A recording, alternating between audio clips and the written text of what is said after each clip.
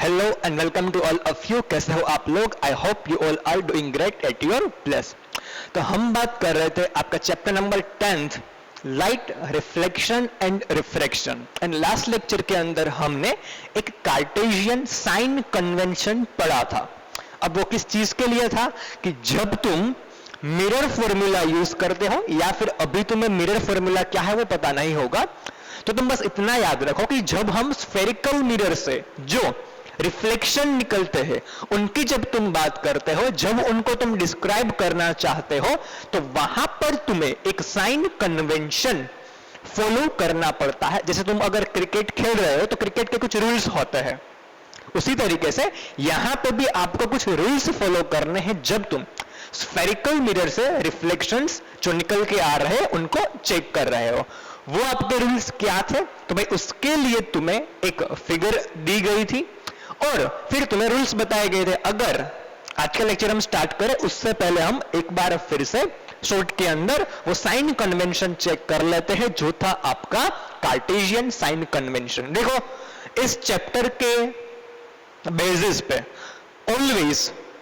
कोई ना कोई एग्जाम्पल तो आता ही है जो आपको कैलकुलेट करना होता है 3 या फिर 2 मार्क्स के अंदर। और अगर थोड़ा सा ज्यादा टफ पूछा गया हो तो वो आपको ज्यादा मार्क में भी आ सकता है। अगर हल्का सा होगा तो 2 मार्क के अंदर आ जाएगा।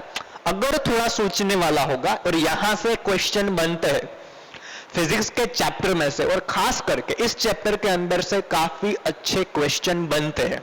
एक्चुअली में क्या होता है, क्वेश्चन काफी कॉन्सेप्ट वाइज होता है, कुछ नया नहीं होता है, लेकिन ये चैप्टर ही ऐसा है कि इसके अंदर इतने सारे कॉन्सेप्ट्स हैं, इतने सारे फॉर्मूलाज है, इतने सारे फंडाज है, इतने सारे तुम्हें लॉजिक अप्लाई करने होते हैं कि अगर तुम्हें हल्का सा क्वेश्चन थोड़ा सा ट्विस्ट करके पूछ लेगे तो तुम फंस जाओगे। अगर तुम्हें सारे के सारे कॉन्सेप्ट फील लेकर अंडरस्टैंडिंग के साथ पता होगे तो तुम्हें कोई दिक्कत नहीं होगी। That's why I am saying more and more कि भाई ये जो चैप्टर है उसके अंदर कॉन्सेप्ट पे ज्यादा फोकस करो। अगर पूरा कंसंट्रेशन यहां पर होगा, जो बात मैं कह रहा हूं उस पे होगा, और अगर वो तुम समझ भी पा रहे होगे तो पक्का तुम इस चैप्टर का कोई भी क्वेश्चन या फिर कोई भी एग्जांपल सॉल्व कर पाओगे।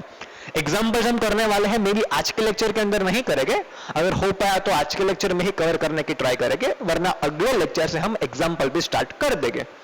आज पहले हम, जैसा मैंने कहा, तुम जब स्फेरिकल मिरर के रिफ्लेक्शन की बात करते हो तो वहां पर तुम्हें एक साइन कन्वेंशन फॉलो करना होता है, और जब जब तुम एग्जांपल कैलकुलेट करोगे फिर वो, अभी तो हम मिरर की बात कर रहे हैं, आगे जाके लेंस की भी बात आएगी जब हम रिफ्लेक्शन पे आएंगे। अभी तो रिफ्लेक्शन ही चल रहा है और ये रिफ्लेक्शन का लास्ट पोर्शन है। इसके बाद एग्जांपल्स हो गए और रिफ्लेक्शन खत्म हो जाएगा, फिर हम एकदम नई फिनोमिना स्टार्ट करेंगे जो है रिफ्लेक्शन।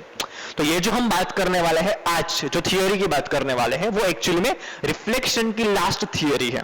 सो ये जो साइन कन्वेंशन है, जब तुम एग्जांपल कैलकुलेट करने जाओगे तो वहां पर तुम्हें फॉलो करने ही है। तो इन साइन कन्वेंशन को एकदम अच्छी तरीके से दिमाग में बिठा ही लेना, समझ कर, ओके? इसलिए मैं फिर से एक बार यहां पर रिवीजन करवा देता हूं साइन कन्वेंशन का, because if you don't know the sign convention then 110% I am sure कि तुमसे एग्जांपल नहीं होगे या फिर गलती करोगे। तो भैया कुछ बात ऐसी थी कि पहले हम एक कनकेव मिरर ले लेता हूं। देखो, साइन कन्वेंशन सबके लिए, ओके? एक्चुअली में वो लेंस के लिए भी है, लेकिन यहां पे हम अभी लेंस की बात नहीं कर रहे हैं। तो अभी तुम ये याद रखो कि साइन कन्वेंशन हर जगह पे चलेगा। मतलब कनकेव मिरर में यहां पे दिखा रहा हूं, लेकिन कन्वेक्स मिरर हुआ तो भी वही साइन कन्वेंशन अप्लाई होता है। एग्जांपल जैसे हम सॉल्व करेंगे, you will be familiar with that. तो ये मेरा कनकेव मिरर था, ये पीछे की सरफेस,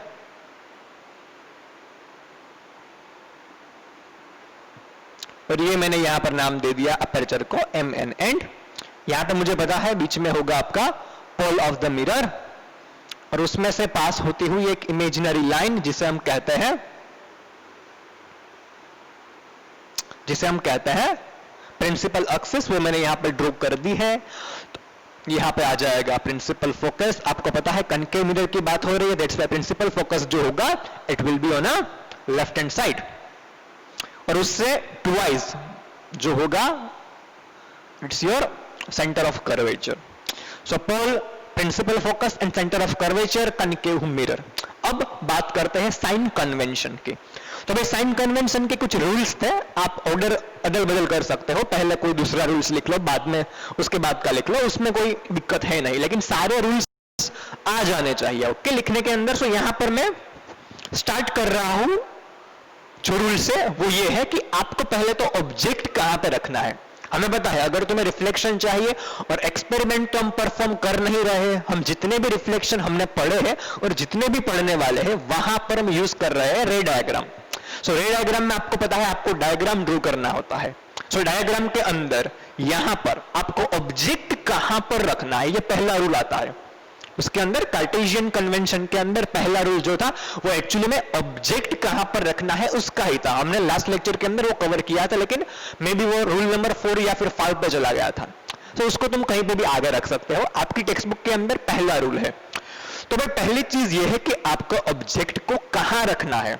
सो ऑब्जेक्ट के लिए आपके पास पहला रूल है कि object is always placed on the left hand side of the mirror. Left hand side मतलब आपका लेफ्ट ओके। मैं अभी तुम्हारे सामने खड़ा हूं, अगर मैं बोर्ड की तरफ ऐसे घूमूंगा तो ये जो साइड मेरी हो जाएगी वो होगी left hand side of the object, sorry left hand side of the mirror. So object is always placed on the left side of the mirror. So object always यहां पर होगा, यहां पे कहीं। और अगर तुम अच्छी तरीके से ऑब्जर्व करोगे सारे के सारे रे डायग्राम, तो in all the ray diagram we already consider object, या फिर I should say we already place the object in all the ray diagrams on the left side of the concave mirror. तो ये पहला rule था। उसके बाद एक चीज जो तुम्हें यहां पर याद रखनी है वो ये है कि भाई किस तरीके से कन्वेंशन यूज होगा। तो भाई कन्वेंशन जो है वो एक्चुअली में कार्टेशियन सिस्टम ही है, जो तुम ग्राफ के लिए यूज करते हो कार्टेशियन कोऑर्डिनेट सिस्टम, तो वही है ये। वहां पर क्या होता है आपके पास ग्राफ के अंदर बीच में ओरिजिन होता है जहां पर दोनों एक्सिस इंटरसेक्ट करती है, तो यहां पे भी आपको वही लेना है। लेकिन ओरिजिन आप किसको लोगे, तो भाई एज अ ओरिजिन तुम्हें कंसीडर करना होता है इस पोल को। ये जो पोल ऑफ द मिरर होगा, either it's a concave mirror और a convex mirror, the pole of the mirror is considered as a, you will consider the pole of the mirror as a origin of Cartesian coordinate system। मतलब यहां पर आपका origin है, clear. उसके बाद आपको पता है origin के जो राइट हैंड साइड पे होगी, मेरे हाथ पर फोकस मत करना, अगर तुम इस तरीके से खड़े रहोगे तो ये जो साइड होगी वो आपकी राइट होती है ओके। सो मैं आपके सामने खड़ा रहकर बोलूंगा तो वो चीजें उल्टी हो जाएगी, आपको ऐसे देखकर पता करना है। तो भाई ये जो पोल है उसका जो राइट हैंड साइड होगा, तो भाई राइट हैंड साइड पे जो चीज होती है वो आपको पता है एक्स एक्सिस पॉजिटिव होती है। तो भाई पहले तो एक्स एक्सिस किसको कंसीडर करना है, ओरिजिन तो आपने पोल को कंसीडर कर लिया, लेकिन एक्स एक्सिस किसको कंसीडर करोगे, तो ये जो आपकी प्रिंसिपल एक्सिस है, प्रिंसिपल एक्सिस पता है आपको, pole and centre of curvature में से पास होती हुई इमेजिनरी लाइन। तो ये जो प्रिंसिपल एक्सिस है उसी को लिया जाता है as a x axis. Pole of the mirror is as a origin of the coordinate system, then principal axis of the mirror consider as a x axis, clear. तो ये जो मैंने यहां पर प्रिंसिपल एक्सिस ड्रॉ की है उसको अब तुम एक्स एक्सिस की तरह ट्रीट करोगे। अब कॉन्सेप्ट वापस से यूज करो, पोल के जो राइट हैंड साइड पे पोर्शन होता है वो ऑलवेज रहता है positive x axis, positive values are always on the right side of the origin. So ये जो हो जाएगी वो आपकी हो जाएगी पॉजिटिव एक्स एक्सिस, या फिर आप उसको सिर्फ एक्स एक्सिस भी कह सकते हो। उसके बाद अगर लेफ्ट हैंड साइड, तो भाई जितने भी डिस्टेंस, मतलब इस तरफ का जो पोर्शन आपका है, डिस्टेंस पे अभी हम आते हैं, पहले पोर्शन समझ लो।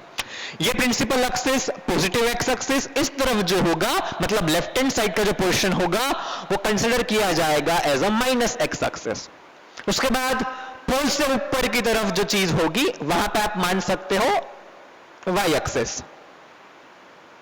और आपको पता है वाई एक्सिस की जो ऊपर की तरफ की वैल्यू होती है अबव द ओरिजिन, या फिर I should say above the principal axis, या फिर एक्स एक्सिस का जो पोर्शन होता है वो आपका पॉजिटिव वाई होता है। पॉजिटिव वाई हम नॉर्मली सिर्फ वाई से डिनोट करते हैं, लेकिन यहां पर मैं स्पेसिफिकली प्लस वाई लिख रहा हूं।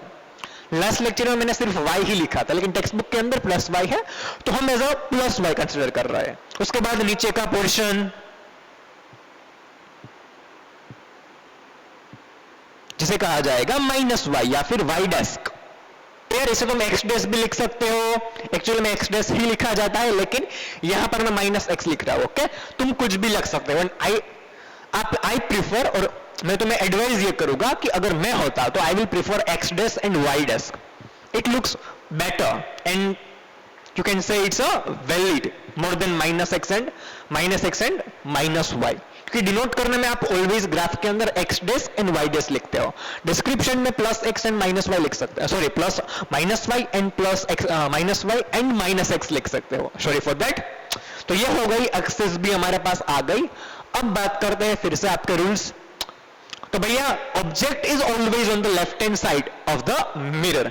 सो आपको पता चल जाएगा अगर ऑब्जेक्ट मैंने वहां पर रखा है तो the light coming from the object is always from the left hand side. अगर ऑब्जेक्ट लेफ्ट हैंड साइड पर है तो जो लाइट आएगी वो लेफ्ट साइड से ही आएगी ना। सो यहां पर आप डिनोट कर सकते हो कुछ इस तरीके से, लाइट फ्रॉम द ऑब्जेक्ट।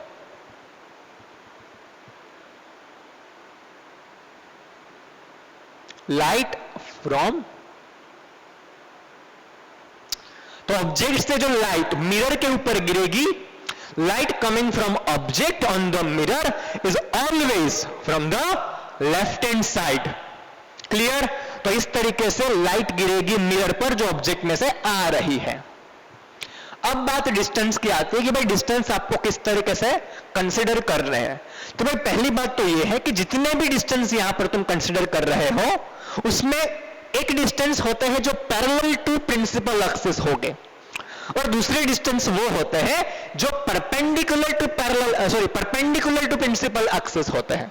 मतलब अगर मैं कोई डिस्टेंस इस तरफ या फिर इस तरफ कैलकुलेट कर रहा हूं, कंसीडर कर रहा हूं, तो वो कैसा होगा, मानो जो कोई इस तरफ कोई डिस्टेंस है ऐसे, तो ये जो मेरा हाथ जा रहा है it's a perpendicular to the principal axis.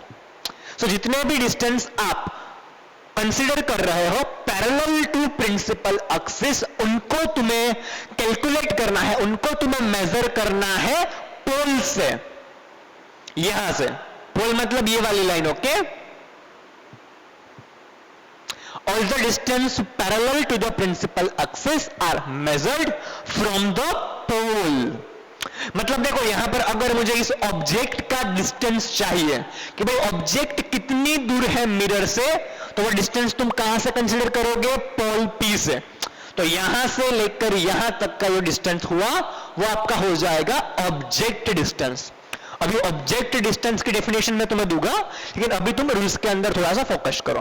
तो भाई सारे के सारे जो डिस्टेंस रहने वाले हैं पैरेलल टू प्रिंसिपल एक्सिस, उनको तुम्हें मेजर करना है विथ रिस्पेक्ट टू, या फिर कहां से, पोल P से। ये बात क्लियर हो गई? जी हाँ। अब आती है कौन सा डिस्टेंस प्लस लेना है, कौन सा डिस्टेंस माइनस लेना है।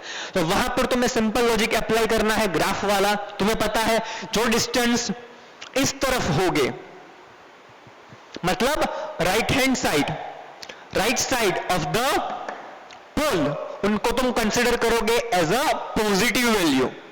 तो ये आपका पोल हो गया। इस तरफ मतलब राइट हैंड साइड पर, राइट हैंड साइड मतलब पॉजिटिव एक्स एक्सिस। तो जितने भी डिस्टेंस आप मेजर कर रहे हो ऑन द राइट साइड, उन्हें लिखा जाएगा पॉजिटिव।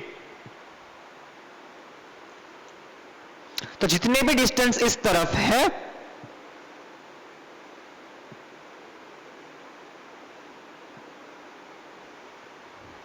फॉरवर्ड, ओके,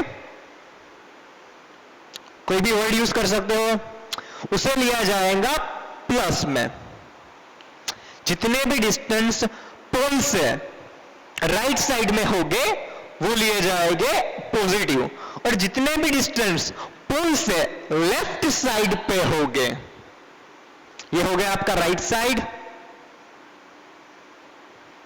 फॉरवर्ड मतलब यहां पर इस तरफ आगे, that's why I am using word forward, वरना आप right side of the mirror use कर सकते हैं, या फिर distance on the right side. Clear? तो उनको आपको पॉजिटिव लेना है। जितने भी डिस्टेंस इस तरफ होंगे, मतलब डिस्टेंस बैकवर्ड्स, या फिर उसको तुम लिख सकते हो distance on the left side. तो तुम्हें लेने हैं माइनस, जो भी डिस्टेंस राइट हैंड साइड पर वो प्लस, जो भी डिस्टेंस लेफ्ट हैंड साइड पर वो आपका माइनस। उसके बाद आता है distance perpendicular to the principal axis, मतलब अब आपको ऊपर जाना है एंड नीचे जाना है। ऊपर या फिर नीचे मतलब perpendicular to the principal axis. तो भाई जितने भी डिस्टेंस ऊपर की तरफ हो गए, अभी इस ऑब्जेक्ट को निकाल दो, उसका कोई काम है नहीं। तो भाई जितने भी डिस्टेंस ऊपर की तरफ हो गए मतलब perpendicular to the principal axis and above the principal axis, उनको लिया जाएगा पॉजिटिव।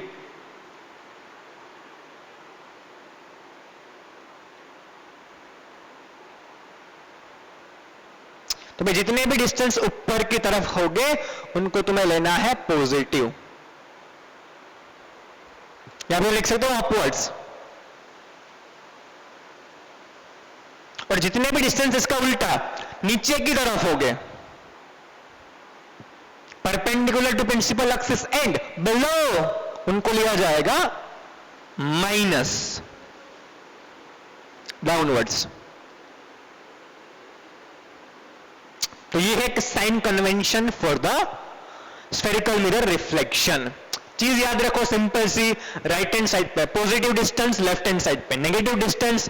ऊपर की तरफ अपवर्ड अगर कोई डिस्टेंस होगा तो पॉजिटिव, अगर डाउनवर्ड से अगर बिलो द प्रिंसिपल एक्सिस तो नेगेटिव। इसके साथ आपका काम तमाम होता है कार्टेशियन साइन कन्वेंशन का। ऐसे अपनी तरीके से बुक में भी तुम्हें लिख के दिया हुआ है, जैसे भी तुम्हें याद रहता है ये चीज तुम्हें अपने तरीके से अपनी बुक के अंदर डिनोट कर देनी है, जैसे तुम्हें याद रह जाए। ओके, कौन सा वर्ड यूज करते हो, अपवर्ड्स या फिर upper, downwards, below, above, right hand side, forward, left hand side या फिर बैकवर्ड, कुछ भी वर्ड्स यूज करो। बस ये जो मेन चीज है वो तुम्हें अपने तरीके से लिखनी है जैसे तुम्हें याद रहती है। क्लियर? बेसिक कॉन्सेप्ट पता होना चाहिए, right hand side plus, left hand side minus, above plus, below minus. Clear? तो भाई ये खत्म होता है। ये हमने लास्ट लेक्चर में भी थोड़ा हड़बड़ी में चेक किया था, दैट्स व्हाई मैंने यहां पे रिवाइज करवा दिया। अब आते हैं नेक्स्ट टॉपिक पर। तो भाई नेक्स्ट टॉपिक का नाम है, जो आपका एक्चुअली में रिफ्लेक्शन की थियरी का लास्ट पोर्शन है, it's a mirror formula and magnification. जो आपका है उसे कहा जाता है, टॉपिक का नाम है मिरर फॉर्मूला एंड मैग्निफिकेशन। तो पहले हम बात करते हैं मिरर फॉर्मूला की और उसके बाद हम बात करने वाले हैं मैग्निफिकेशन की। तो पहले मिरर फॉर्मूला पर आता है, तो पहला क्वेश्चन ऑब्वियसली ये आता है कि भाई मिरर फॉर्मूला है क्या। तो भाई मिरर फॉर्मूला को डिफाइन करने से पहले मैं तुम्हें कुछ और डेफिनेशंस लिख के देता हूं जो तुम्हें समझनी है, उसके बाद तुम मिरर फॉर्मूला को समझ पाओगे। तो पहली डेफिनेशन आती है ऑब्जेक्ट डिस्टेंस की, जो वर्ड मैंने अभी थोड़ी देर पहले यूज किया था, अगर तुम्हें याद हो तो। ऑब्जेक्ट डिस्टेंस, और उसको डिनोट किया जाता है स्मॉल यू से। डेफिनेशन क्या दी जाती है, नाम पर से पता चल जाएगा। क्या नाम है? नाम है ऑब्जेक्ट डिस्टेंस, मतलब ऑब्जेक्ट का डिस्टेंस, उसी को कहा जाता है ऑब्जेक्ट डिस्टेंस। लेकिन डेफिनेशन थोड़ी आपको स्पेसिफिकली लिखनी होती है, सिर्फ जो फील है वो मत लिख देना। तो डेफिनेशन कुछ इस तरीके से काफी इजी दी जाती है। द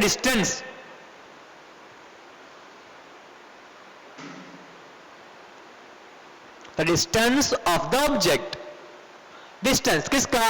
ऑब्जेक्ट का। The distance of the object, the distance of the object कहां से, वो अब देखो। The distance of the object from pole of the mirror is called the object distance u। तो ये हो गई डेफिनेशन ऑब्जेक्ट डिस्टेंस की। ऑब्जेक्ट डिस्टेंस मतलब ऑब्जेक्ट का डिस्टेंस, लेकिन कहां से वो यहां पर आपको स्पेसिफाई करना था। The distance of the object from pole of the mirror. Rules में आपने देखा था सारे के सारे डिस्टेंस जो तुम मेजर करोगे वो कहां से होने चाहिए? पोल से। डेफिनेशन में आई वो चीज? जी हां, इस तरीके से याद रखोगे। The distance of the object कहां से? From the pole of the mirror is called the object distance small u।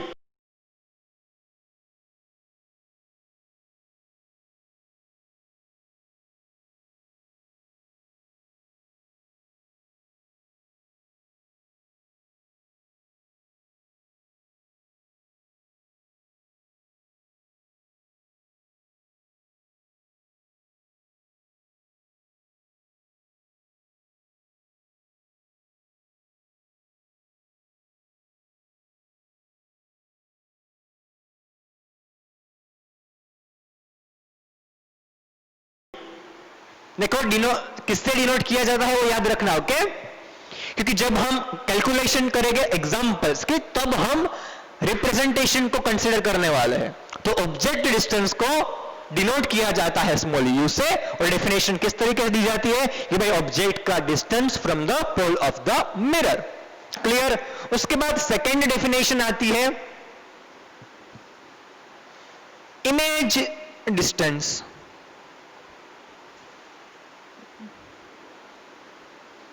Reflection में वही तो होता है ना कि भाई आपके पास ऑब्जेक्ट होता है और उसके बाद तुम ऑब्जेक्ट की क्या लेते हो? तो भाई ऑब्जेक्ट की हम लेते हैं इमेज।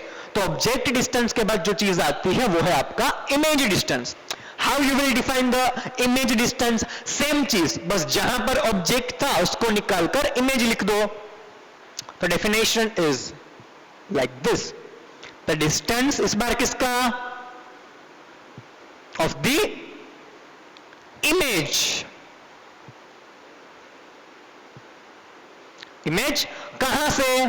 तो भाई वो तो रूल आपका सेम है, सारे के सारे डिस्टेंस ऑब्जेक्ट का है आइदर या फिर इमेज का, जो भी डिस्टेंस है वो आपको कैलकुलेट करने होते हैं कहां से?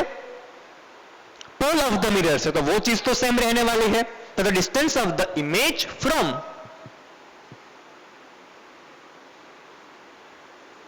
पोल of the mirror is called the image distance, और उसको डिनोट किया जाता है स्मॉल v से। So the distance of the image from the pole of the mirror, from pole of the mirror is called the image distance। और image distance को तुम basically denote करते हो v से। ऑब्जेक्ट का डिस्टेंस u, इमेज का distance small v, okay? दोनों small letter है। उसके बाद थर्ड डेफिनेशन आती है जिससे तुम फैमिलियर ऑलरेडी हो, फोकल लेंथ। पता है ना? स्मॉल f, उसकी डेफिनेशन तुम्हें पता है, लेकिन मैं यहां पर इस सेट में उसको अरेंज करने की ट्राई कर रहा हूं। एक्चुअली में आपको डेफिनेशन पता है। तो distance between pole and the principal focus of the spherical mirror is called the focal length. लेकिन अगर मुझे उसको इस मेथड के अंदर लिखना हो, इस सेट के अंदर इनके साथ लिखना हो, तो वही चीज पर थोड़ा सा चेंज करके। डेफिनेशन कोई भी चलेगी, ओके? ये भी चलेगी और एक्चुअल डेफिनेशन तो वो वाली है, तो वो भी चलने ही वाली है। बस यहां पर मुझे इस तरीके से इनके साथ इसको सेट करना था। तो डिस्टेंस किसका? द डिस्टेंस ऑफ द किसका होगा? तो भाई फोकल लेंथ में डिस्टेंस होता है प्रिंसिपल फोकस का। तो distance of the principal focus कहां से? वो तो सेम रूल है, सारे के सारे डिस्टेंस आपको पोल से लेने होते हैं। The distance of the principal focus from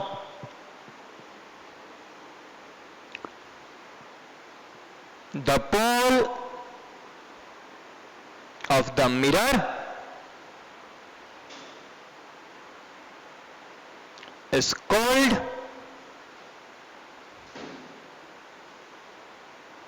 focal length, okay? और उसको डिनोट किया जाता है स्मॉल f के साथ। तो ये तीन डेफिनेशन पहले तुम्हें रिवाइज करनी थी, ये तो आपका ऑलरेडी आ गया था। दो डेफिनेशन नहीं है, कुछ खास यहां पर अलग चीज थी नहीं। Object distance small u, image distance small v and focal length small f। अब ये चीज होती है कि भाई स्फेरिकल मिरर के अंदर ये तीनों कहीं ना कहीं एक दूसरे के साथ रिलेटिव है, इन सबके बीच एक रिलेशन एस्टेब्लिश्ड हुआ है। ये जो रिलेशन था उसकी प्रूफ पहले आती थी कोर्स के अंदर, अब नहीं है।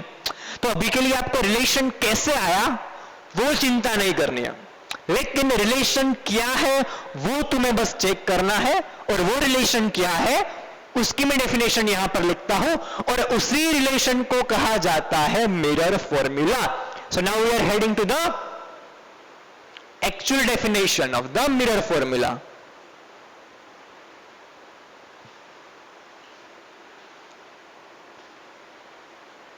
मिरर फॉर्मूला, जैसा कि मैंने तुम्हें कहा किस चीज की हम डिस्कशन कर रहे हैं, तो भाई इन तीनों के बीच एक रिलेशन है और उसी रिलेशन को कहा जाता है मिरर फॉर्मूला। तो वही आपको डेफिनेशन बना के लिखनी है, the relation between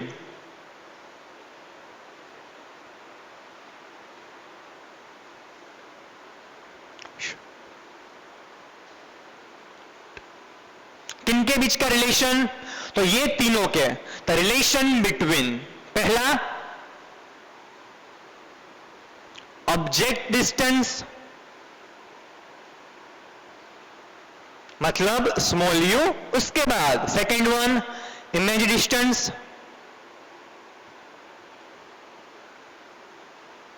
and the last one focal length.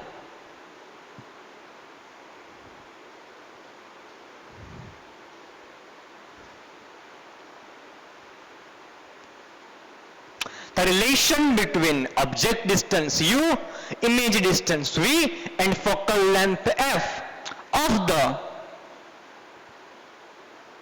spherical mirror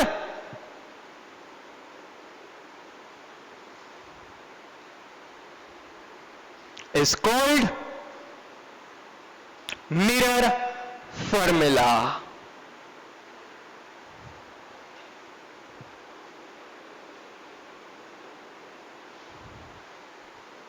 तो ये जो इन तीनों के बीच का रिलेशन है उसी को कहा जाता है mirror formula.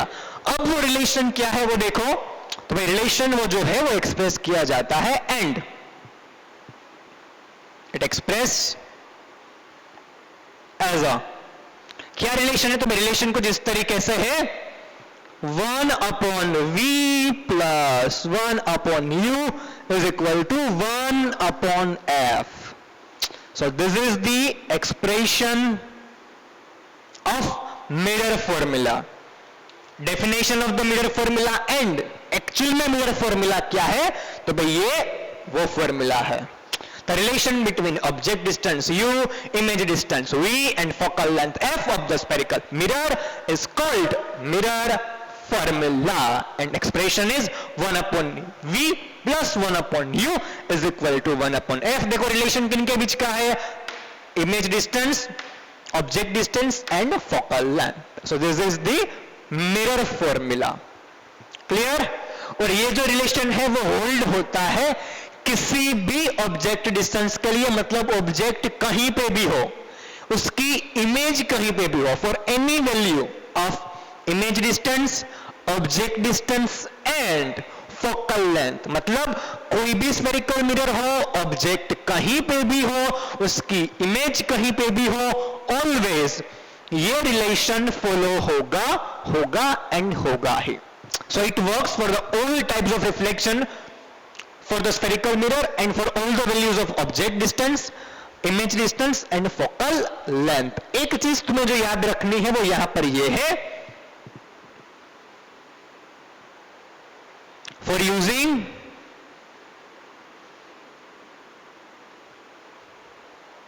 for using this relation, या फिर तुम कह सकते हो to use this relation, okay, it will be better।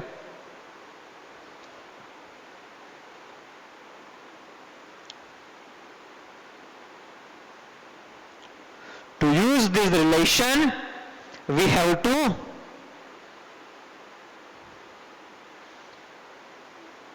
consider sin convention, कौन सा? कार्टेशियन।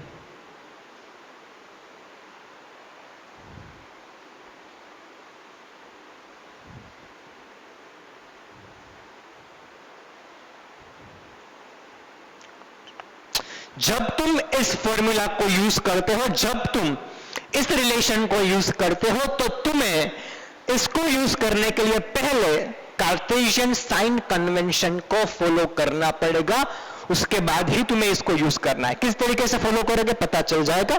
थोड़ी सी हिंट दे देता हूं कि अगर तुम्हें यहां पर रखना है इमेज डिस्टेंस, तो पहले तुम्हें तुम्हारी फिगर के अंदर देखना पड़ेगा कि भाई इमेज कहां पर मिलेगी। अगर तुम्हारी इमेज तुम्हें लेफ्ट हैंड साइड पर मिल रही है, तो ऑब्वियसली इमेज का डिस्टेंस कहां पर होगा? लेफ्ट हैंड साइड पर। तो अगर इमेज का डिस्टेंस लेफ्ट हैंड साइड पर है, तो यहां पर जब तुम इमेज का डिस्टेंस रखोगे, जब तुम v की वैल्यू रखोगे, तो तुम्हें सिर्फ डिस्टेंस नहीं लिखना है, लेकिन लेफ्ट हैंड साइड पर होने की वजह से यहां पर वो डिस्टेंस माइनस करके रखना है। पता चल गया? जब तुम v की वैल्यू रखोगे, तो तुम्हारी कंडीशन के अकॉर्डिंगली तुम्हें वहां पर कन्वेंशन यूज करना है, और फिर तुम्हें साइन के साथ जो वैल्यू मिलती है उसी को यहां पर रखना है। क्लियर? सो ये हो गया हमारा मिरर फॉर्मूला। देखो इसका एक अलग फॉर्म भी तुम निकाल सकते हो अगर तुम्हें चाहिए, तो वो कुछ इस तरीके से बनेगा। देखो यही चीज है, थोड़ा सा अलग करके लिख रहा हूं। 1/v plus 1/u as it is. यहां पर चेक करो, अब आपको एक रिलेशन पता है focal length and radius of the curvature का। कौन सा रिलेशन? वो रिलेशन वो कुछ इस तरीके से था, r is equal to 2f। अगर तुम्हें याद हो तो r इज इक्वल टू क्या था? 2f।